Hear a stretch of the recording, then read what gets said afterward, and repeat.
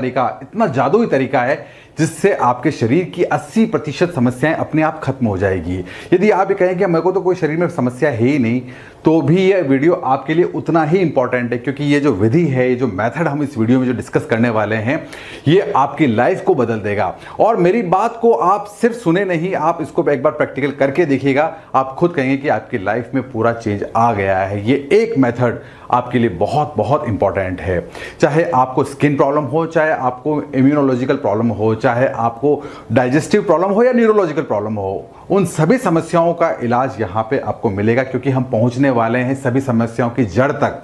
और यदि इसको आपने अच्छे से समझ लिया तो आपको और कुछ करने की जरूरत नहीं है। ना तो आपको एक्स्ट्रा पैसा खर्च करना है, ना ही आपको अपने घर से बाहर जाना है। ये इतना मैजिकल तरीका है। तो आइए इस वीडियो को बिना देरी से शुरू करते हैं और समझते हैं कि आखिर ये चीज़ है क्या चीज़। इससे पहले कि मैं अपनी बात आपको समझाऊं, एक छोटा सा उदाहरण आप समझें। यदि मैं कार लेके निकला हूं जम्मू से और मुझे आना है कन्याकुमारी, और मैं यहां से यहां तक आना चाहता हूं, तो मेरा सवाल यह है कि क्या मैं कार लेकर, एक अच्छी कार मेरे पास है, नई ब्रांडेड कार है, तो क्या यहां से कार से मैं ड्राइव करता हुआ यहां तक आ सकता हूं? आप बोलेंगे बिल्कुल आ सकते हैं। लेकिन मैं ये कहूं कि यदि इस कार को फुल स्पीड में चलाता हूं, बिना ब्रेक, बिना कहीं मैंने कोई रोके, इसको चलाता रहूं, तो क्या यहां पे आ पाएगी? तो आप बोलेंगे नहीं नहीं नहीं, थोड़ा सा इसमें कहीं ब्रेक्स तो होने चाहिए, इसको रेस्ट मिलना चाहिए, इंजन गर्म हो जाएगा। आप मेरी बात बिल्कुल अच्छे से समझ गए मैं क्या कहना चाहता हूं। हमारा शरीर भी इस कार की तरह है, जो जब हम पैदा होते हैं तो एक छोटा शरीर लेके होते हैं, और आगे चलकर हम जब बुढ़ापे तक पहुंचते हैं तो एक लंबी जर्नी होती है। इसमें ब्रेक्स लेने बहुत ज़रूरी है। मेरा मतलब यहाँ ब्रेक से खाने के ब्रेक से है, क्योंकि न्यूट्रिशन हमारी बेसिक रिक्वायरमेंट है। ठीक वैसे ही जैसे कार में आपको फ्यूल डालना पड़ता है, ईंधन डालना पड़ता है, बिना ईंधन के कार चल नहीं सकती, ये बात बिल्कुल सच है। लेकिन लगातार कार को चलाते रहें तो वो इसका इंजन गर्म हो जाएगा। ये एक नेचर है किसी भी मशीन के काम करने का। ठीक वैसा ही इंस्ट्रूमेंट हमारे शरीर में भी फिट किया हुआ है कि जो हम खाना खाते हैं हमारा शरीर उसे पचाता है और उससे हमें एनर्जी मिलती है। ये एक अच्छी प्रोसेस है, नेचुरल प्रोसेस है। लेकिन लगातार खाना खाते रहें, उससे बीच में ब्रेक्स ना दें, तो वो हमारे शरीर के लिए ये टॉक्सिसिटी पैदा करता है, और बिना बात का इसमें फैट शरीर में जमा होना शुरू होता है, और बहुत सारे मेटाबॉलिक डिसऑर्डर जो है वो इससे जुड़े हुए हैं। तो आप मेरी बात समझ चुके हैं कि हमें जो फास्टिंग क्यों ज़रूरी है, शरीर को में जो खाना हमने खाया है उसमें अंतराल देने क्यों ज़रूरी है। तो अब आप मेरी बात को समझ गए हैं और अब इस फास्टिंग के कॉन्सेप्ट को आप अब अच्छे से समझ पाएंगे। आगे बढ़ते और समझते हैं कि 16 घंटे का उपवास क्यों ज़रूरी है। जो आज का हमारा टॉपिक है वो आपको बहुत अच्छे से अब समझ में आएगा। होता क्या है दोस्तों, जब भी हम खाना खाते हैं तो खाना हमारे सीधा ईसोफेगस से होता हुआ, जिसे हम आहार नली कहते हैं, वो हमारे स्टमक तक आता है। स्टमक में खाना आते ही यहाँ की जो वॉल्स हैं वो एसिड बनाती है, और आगे चलकर इसमें बहुत सारे एंजाइम और बहुत सारे जो तत्व हैं वो उसमें मिक्स होते हैं, जो हमारे भोजन को पचाने में काम करते हैं। इस खाने से हमें एनर्जी मिलती है, यानी कि ग्लूकोज मिलती है, और जो एक्स्ट्रा एनर्जी है जो शरीर को रिक्वायर्ड नहीं है वो फैट के रूप में शरीर में जमा हो जाती है। तो आगे चल के ये फैटी एसिड बनती है और शरीर में और समस्याएं पैदा करती है। फैट यानी कि चर्बी, जिसे आप मोटापा भी कहते हैं, यानी कि जितना आप खाना खाते हैं उससे अतिरिक्त ऊर्जा भी पैदा होती है, जो आपके शरीर को आवश्यकता जिसकी नहीं है, फिर भी वो पैदा होती है और फैट में कन्वर्ट होनी शुरू हो जाती है। अब सोचिए, आप सुबह खाना खा रहे हैं, शाम को खाना खा रहे हैं। इवन कुछ लोग तो ये सोचते हैं कि मैं मंगलवार का व्रत करता हूं, मैं शुक्रवार का व्रत करता हूं, तो उससे मेरे शरीर में फास्टिंग तो हो रही है। लेकिन याद रखिए, सही तरीके से फास्टिंग करना बेहद इंपॉर्टेंट है, वरना आपको इसका फल नहीं मिलेगा। बहुत से लोग 2-2 दिन तक भूखे रहते हैं और सोचते हैं यार मेरी बॉडी में चेंज क्यों नहीं आ रहा है। चेंज इसलिए नहीं आ रहा है क्योंकि आप सही मेथड यूज नहीं कर रहे हैं। सही मेथड क्या है हम डिस्कस करते हैं यहाँ पर। तो खाना हमारा यहाँ पर आ चुका है और यहाँ पे जो एक्सेस फैट बन रहा है। अब यदि हम 16 घंटे का उपवास रखते हैं, 16 घंटे देखिए क्या है, मैं आपको समझा देता हूं।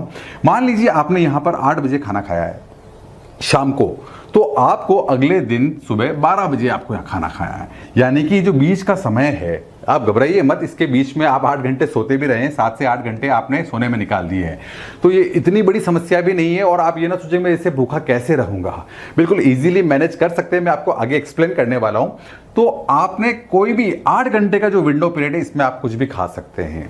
इस 8 घंटे के पीरियड में आपको जो खाना आप खाइए, नॉर्मल खाना खाइए, लेकिन रात को 8 बजे बाद, शाम को 8 बजे बाद आपने खाना पीना बंद कर दिया और सुबह आपने अपना ब्रेकफास्ट स्किप कर दिया और जो आपको जो लेना था हल्का 12 बजे लिया शुरू किया।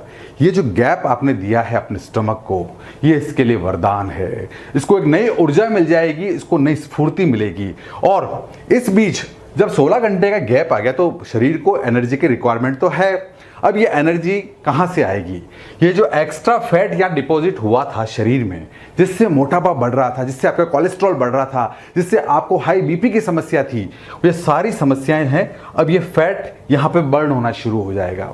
जब ये फैट यहाँ पर बर्न होना शुरू होगा तो धीरे धीरे आपके बीपी, कोलेस्ट्रॉल सब चीज़ें कंट्रोल होनी शुरू होगी।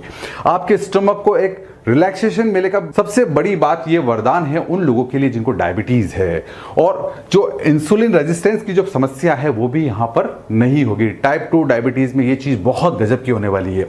और थोड़ा सा रिलैक्सेशन के बाद 16 घंटे के बाद जब आप खाना खाते हैं तो आपका डाइजेशन दुगनी गति से अच्छा हो जाएगा। तो ये एक फास्टिंग का कॉन्सेप्ट है और इस प्रोसेस को हम लोग कहते हैं इंटरमिटेंट फास्टिंग। तो 16 घंटे आप जो स्किप किए हैं आपने, आप कोई से भी घंटे चुन सकते हैं। अब इसके फायदे क्या हैं? हम कर तो लें, आखिर कुछ फायदा है या नहीं? तो आइए डिस्कस करते हैं एक एक करके कि फायदे क्या हैं। यदि आप इंटरमिटेंट फास्टिंग का यूज करते हैं तो सबसे अच्छी बात यह है कि इसमें दिमागी शक्ति, आपके ब्रेन को नई ऊर्जा मिलती है, आपकी मेमोरी अच्छी होती है और जब आपका डाइजेशन अच्छा होता है तो आपको नींद अच्छी आती है और आपका मूड भी अच्छा रहता है। चिड़चिड़ापन कम होता है, स्ट्रेस कम होती है आप इसका जब यूज करते हैं। हो सकता है शुरू शुरू में आपको भूख लगे और आपको लगे कि नहीं मैं स्ट्रेस में ज्यादा आ रहा हूं, लेकिन आगे चलकर लॉन्ग टर्म में आपको फायदा होने वाला है। दूसरी चीज, इसका आपका जो हार्ट है वो अच्छे से पंप करता है। मैं आपको बता चुका हूं कि जब आप इंटरमिटेंट फास्टिंग करते हैं तो आपकी बॉडी में कोलेस्ट्रॉल लेवल कम होता है, आपका बीपी कंट्रोल में रहता है, तो आपका हार्ट भी हेल्दी रहता है। तो ये मेथड है। तो फिर अगली चीज है इसके अंदर सुगम पाचन। आपका पाचन जो है वो पूरा डिपेंड करता है आपके यहाँ पर मेटाबॉलिज्म पे। अगर आपने अपने मेटाबॉलिज्म को थोड़े थोड़े से ब्रेक्स दिए हैं तो आपका डाइजेशन गजब का हो जाएगा। आप खुद कहेंगे कि यदि आपको कब्ज की समस्या है, आपको एसिडिटी की प्रॉब्लम है, ये सारी समस्याएं इससे जुड़ी हुई है, तो आपका डाइजेशन बिल्कुल अच्छा हो जाएगा, आपको ये सब समस्याएं नहीं रहेगी। शरीर की चर्बी जो होगी वो कम होनी शुरू हो जाएगी, जो एक्सेस फैट है वो यहाँ पर बर्न होनी शुरू हो जाएगी और शरीर जो कैलोरी की पूर्ति है वो जो जमा फैट है उसको जलाना शुरू कर देगा, उसको बर्न करना शुरू कर देगा और उससे वहाँ से एनर्जी लेनी शुरू होगी। तो आपको ये समस्या नहीं रहेगी, आपको स्किन प्रॉब्लम नहीं होगी। आप पाएंगे कि आपकी स्किन जो है वो ग्लोइंग होनी शुरू हो गई है, क्योंकि जो टॉक्सिसिटी थी, शरीर में जहरीले तत्व थे, वो इस फास्टिंग से कम हो रहे हैं। अब आपको स्किन समस्याएं भी नहीं है। जब आप एक्सेस खाना खाते हैं, जो फैट डिपोजिशन होता है वो सबसे ज़्यादा बड़ा कारक है, बड़ा फैक्टर है कैंसर के लिए।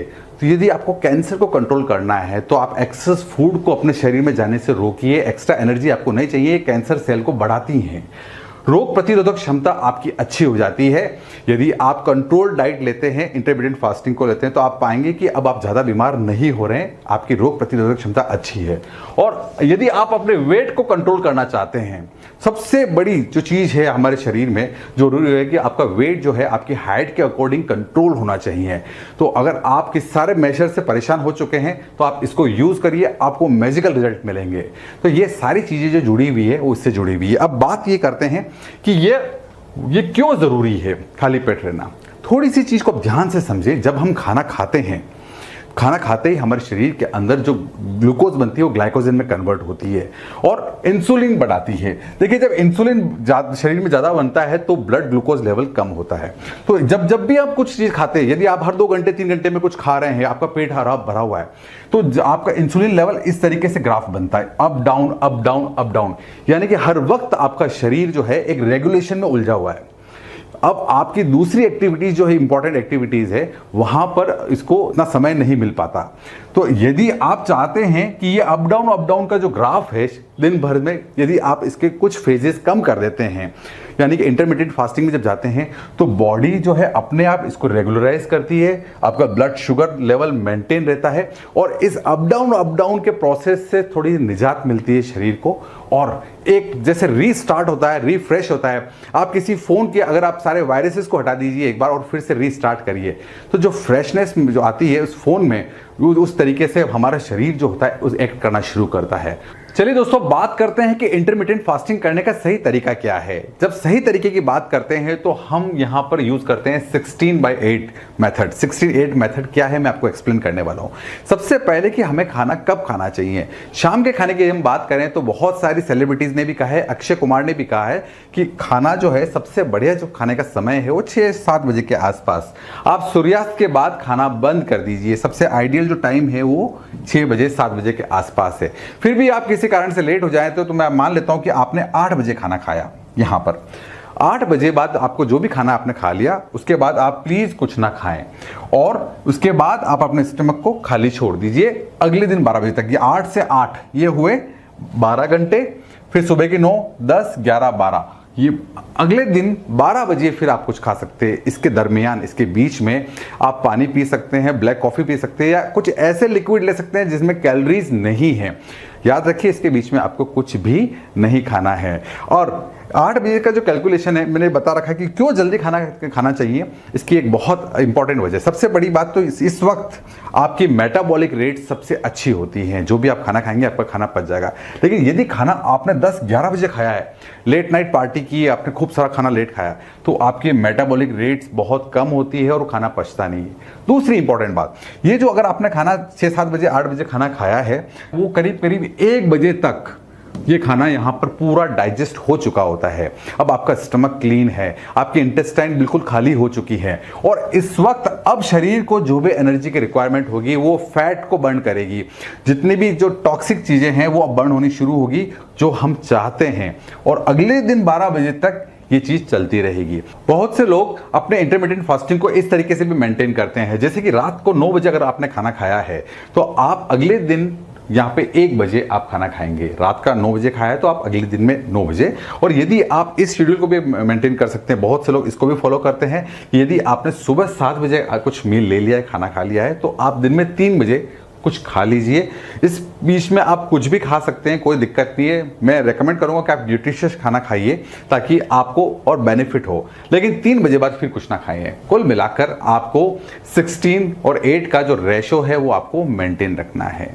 मुझे पूरा विश्वास है दोस्तों वीडियो आपको पसंद आया होगा और यदि वीडियो आपको पसंद आया है तो इस चैनल को सब्सक्राइब करना ना भूलें और इस वीडियो को अपने दोस्तों से शेयर करना ना भूलें।